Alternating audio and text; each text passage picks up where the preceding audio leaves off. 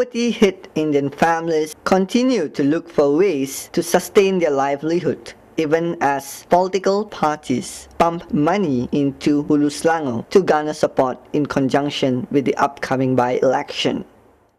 Malaysia Kini visited 2 such families in Bukit Beruntung to see how they go about their daily lives. A youthful 19-year-old N. Anbalagan stood out from the rest at the first home that we visited. Anbalagan is paralyzed from waist down since birth. He has never stepped foot in a school. Attempts to obtain a welfare department aid was futile as authorities continue to insist on Anbalagan running a business first to qualify for the 150 ringgit aid. On the face of it, this is ridiculous because the young man is paralyzed. வீட்ல கூட படிக்கல படிக்காம தான் இருந்தேன் உதவிக்கு ஆள் இல்லை தூக்கணும் அப்போ நாங்கள் அங்கேருந்து இதில் வசதி பத்தாது போகிறதுக்கு அதனால தான் போகல நான் அந்த இடத்துக்கு போகிறேன்னு சொன்னேன் ஆசிரமத்துக்கு அப்போ போய் கேட்டதுக்கு தான் அவங்க தொழில் செஞ்சால் உதவி செய்கிறேன்னு சொன்னாங்க அது செஞ்சா தொழில் செஞ்சா ஆனால் நீங்கள் தான் ஸ்கூலுக்கே போனது இல்லையா? எப்படி தொழில் அவங்க வீட்டிலே அந்த முட்டாய் வியாபாரம்லாம் பண்ண சொன்னாங்க அவ்வளோதான். இந்த வியாபாரம் மூலியமா எவ்வளோ சம்பாதிக்கிறீங்க ஒரு மாதத்துக்கு? அது என்ன சில நேரம் 2 வெள்ளி 3 வெள்ளி அது என்ன அதை வச்சு என்ன பண்ணுறது அதை வச்சு என்ன பண்ணுறது? சரி நீங்கள் பிஸ்னஸ் ஆரம்பிச்சிட்டீங்க, எவ்வளோ உதவி கொடுக்குறாங்க இந்த வெல்ஃபேர் டிபார்ட்மெண்ட்? அது 300 வெள்ளி தான் மாதம் மாதம். The second family that we visited had an equally sad tale to relate. 28-year-old N. Amirdawali succumbed to a bone-related disease 14 years ago. Multiple operations to treat her led to her leg being shortened.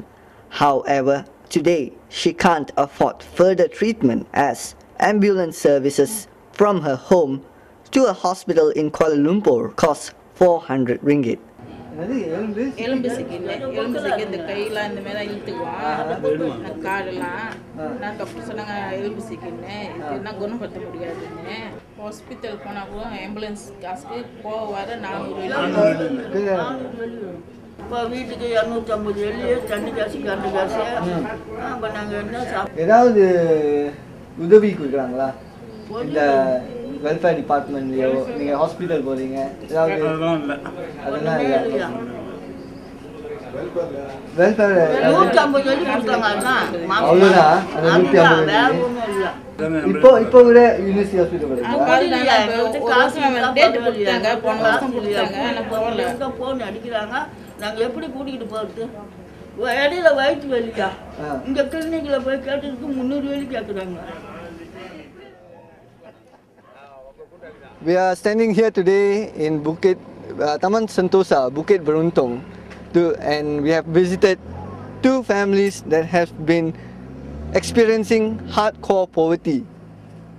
They are part of the minority Indian community who would be casting their votes for the Hulu Selangor by-election. Today we speak to Mr. M. Krishnan, an NGO leader, with regards to the issues that are faced by this community. Pertubuhan Sosial dan Kebajikan Masyarakat Daerah Hulu Selangor, தமிழ்ல வந்து Hulu Selangor மக்கள் சமூக நல சேவை மையம். இந்த புக்கி பெருந்தகத்தில் மொத்தம் 300-500 family கிட்ட இருக்கு. இந்த தமிழ்ல மெஜாரிட்டி இந்தியர்கள். நாங்கள் என்ஜிஓ இப்போ வந்து ஆரம்பித்து ஏறக்குறைய 1 வருடம் ஆயிருது. நாங்கள் பலர் அரசியல்வாதிகிட்ட வந்து நாங்கள் எங்களுடைய என்ஜிஓக்களை நாங்கள் விளம்பரப்படுத்தி அவங்கள்ட்ட இருந்து சில பொருளுதவியும் சில பண உதவியும் பெற்று அந்த குடும்பத்துக்கு எங்களால் முடிஞ்ச உதவிகளும் மற்ற எல்லா வகையிலும் நாங்கள் வந்து சேவை செஞ்சு கொண்டு வருகிறோம்.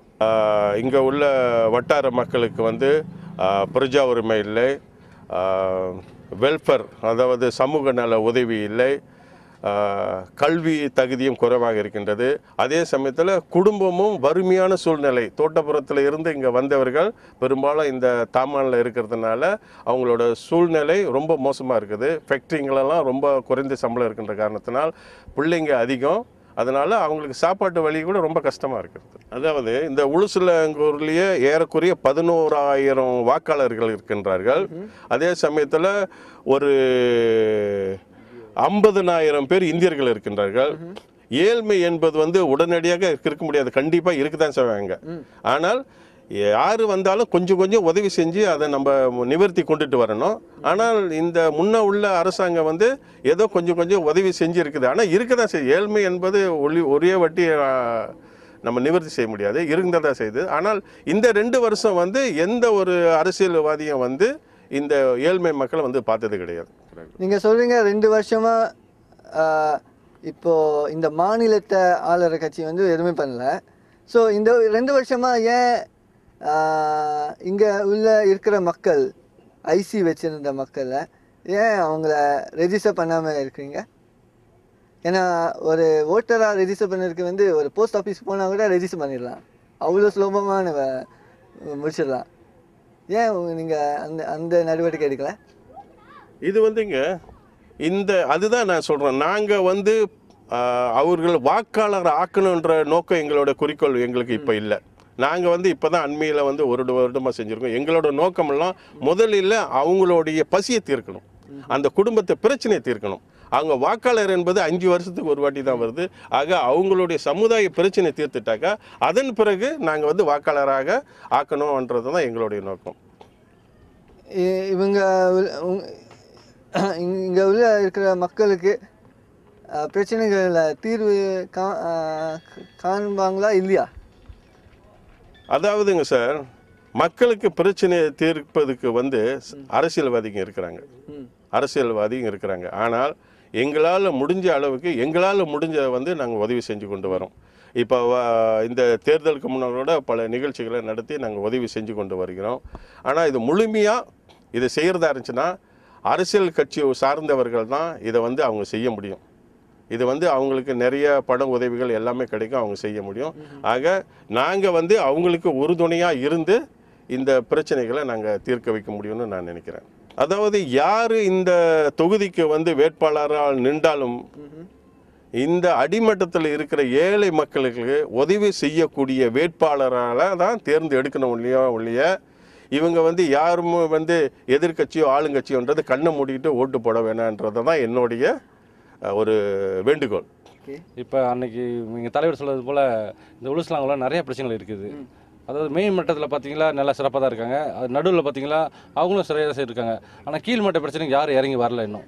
ஏன்னா இந்த ப்ரோக்ராம் செய்யும்போது தான் தெரியுது கீழ்மட்டத்தில் அதிகமான பிரச்சனை இருக்குது அப்படின்ட்டு. அப்போ இந்த ரிசர்ச் நாங்கள் செய்யும்போது தெரியுது பஜிக்கன் ப்ராப்ளம், ரொம்ப வறுமை கோட்டு கீழே நிறைய பேர் இருக்கிறாங்க. ஸோ இந்த பிரச்சனை தீர்க்கிறதுக்கு எங்கள் என்ஜிஓ மட்டும் செய்ய முடியாது. இது பழைய என்ஜிஓங்கள் வந்து இறங்கி வேலை செய்யணும். அரசாங்க சார்பற்ற இயக்கங்கள்லாம் இறங்கணும், அரசாங்கமும் இறங்கணும். இப்போ வந்திருக்க சிலங்கர் மாநிலமும் இறங்கி இந்த வேலை செஞ்சாகணும். அப்போ தான் இந்த பிரச்சனை தீர்க்க முடியும். இப்போ வந்து இந்த பிரச்சனையை வந்து தீர்க்க யாரும் முன் வரவே இல்லை. முன்னுள்ள அரசாங்கம் செஞ்சுருக்கலாம், மேபி செஞ்சுருப்பாங்க, அவங்க நிறைய பேர் கொடுத்துருக்காங்க இல்லை. ஆனால் இன்னும் கடுமையாக அவங்க வேலை செய்யலை, இன்னும் வீடு இறங்கலை. இப்போ நாங்கள் கண்டு அறிஞ்ச பிரச்சனை இதுதான் முதல் பிரச்சனை. அதாவது இந்த கடைங்கள்லாம் வந்து ஃபேக்ட்ரிங்கெல்லாம் வந்து ஷாலாம்லேருந்து செகண்ட் பிஜேன்னு சொன்னாங்கங்க.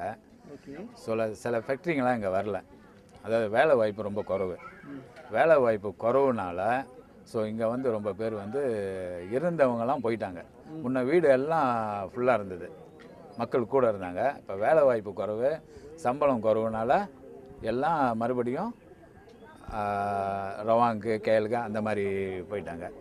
வருகின்ற இடைத்தேர்தலில் வந்து இந்த உளுசுலாங்கூரில் வந்து மக்களுக்கெல்லாம் வந்து பல பிரச்சனைகள் எதிர்நோக்குகின்றார்கள். அந்த பிரச்சனைகள் வந்து தீர்க்கக்கூடிய ஒரு அரசாங்கத்தை தான் வந்து இந்த மக்கள் தேர்ந்தெடுக்கணும். அது நான் யாருன்னு சொல்ல மாட்டோம், அது மக்கள் கைகிட்டேயே நம்ம அந்த பொறுப்பை ஒப்படைச்சிடணும். எந்த மக்கள் யார் நல்ல சேவை செய்கிறாங்களோ அவங்களுக்கு வாக்களிக்கணும்.